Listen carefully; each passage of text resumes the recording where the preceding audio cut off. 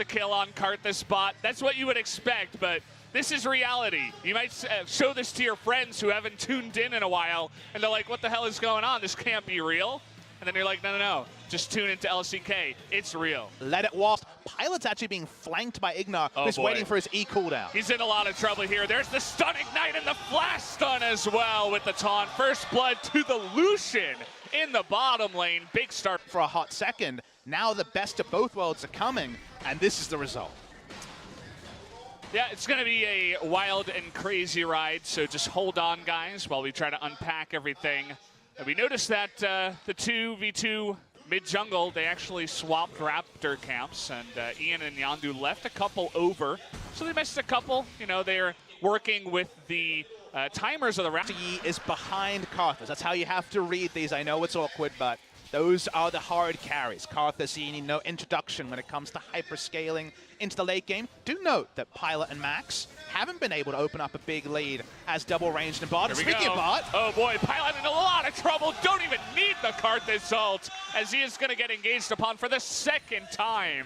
And there you go, Ignar probably calling that one out. A team effort in that one to take him down. And that's what happens when you take them down at level 1 and then the laning phase doesn't go to plan for the side of MVP. You're not getting any jungle attention if you are MVP because... You guys can look at the creep score numbers and all of a sudden 137 for Yi is normal at 10 minutes. That's the new norm.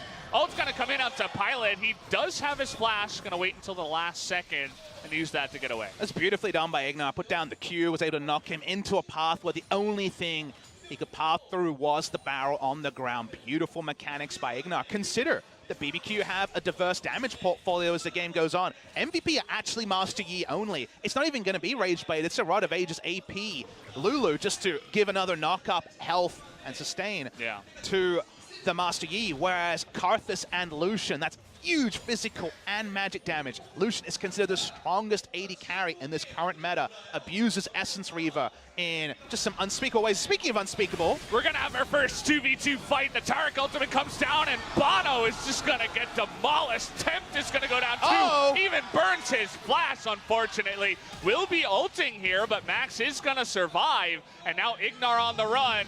Really nowhere for him to go. Should be an easy 3-0 for MVP here. Maybe you only need one. Maybe Master Yi is truly the chosen one. He's got 3.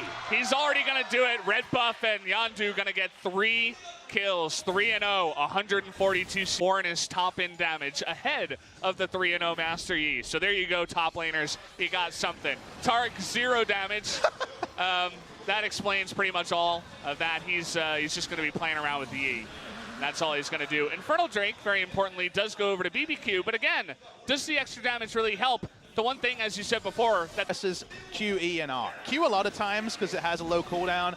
If he times his E well and his R well, his job is done. Pack it up, Ian. You've done your job. That's it. You just have to have good positioning, survive. Do not mess up that ultimate. Don't die, and good positioning, and have a good ultimate. And here we go again. Level 12 Master Yi, and the ultimate's going to come down.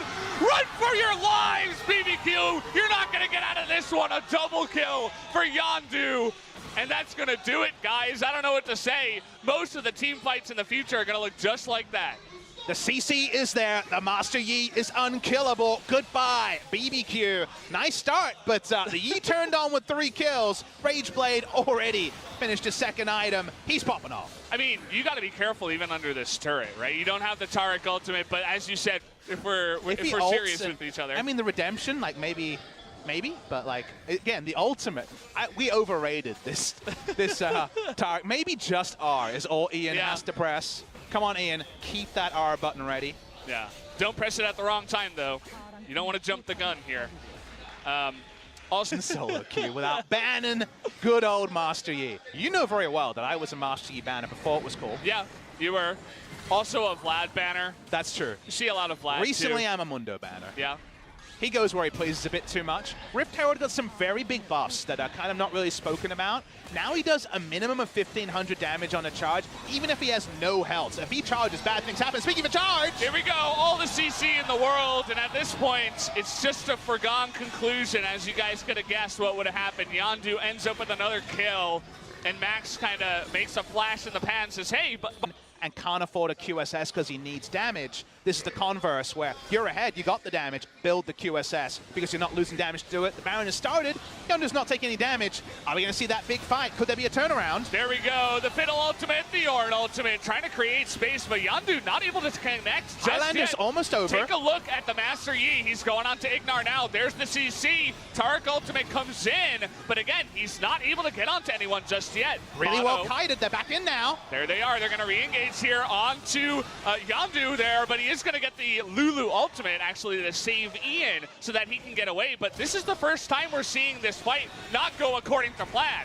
That's not going to end just yet. The taunt's going to come in onto Ian, and they finally get a kill onto MVP. And now we have the counter example. If you can displace the Yi, his Highlander was wasted chasing. He could get no targets. The fight is now over. No flash to guarantee the first Q to get in there. But we're seeing a teleport. They're going to re-engage here. We are going to have the TP from Ornn coming in and using that blast code. The snipe is not going to come in. The Cardinals with the double snipe, but look at Yondu. He's going in onto Ares. He's going to get another kill, and he's looking for Ignar as well. Can he actually get the kill? The slow's going to come in. It looks like he cannot. So at least the Baron buff will survive onto one table. Now you're going to have to put in some legit prep or waste a lot of bans on some of this stuff. Here's the engage. You're not getting away from him this time. The Shen ultimate, not enough of a shield, and that's going to do it. They lost their damage. Where even is Karthus? He disappeared. He's not even here. He's up in the top lane, and that's it.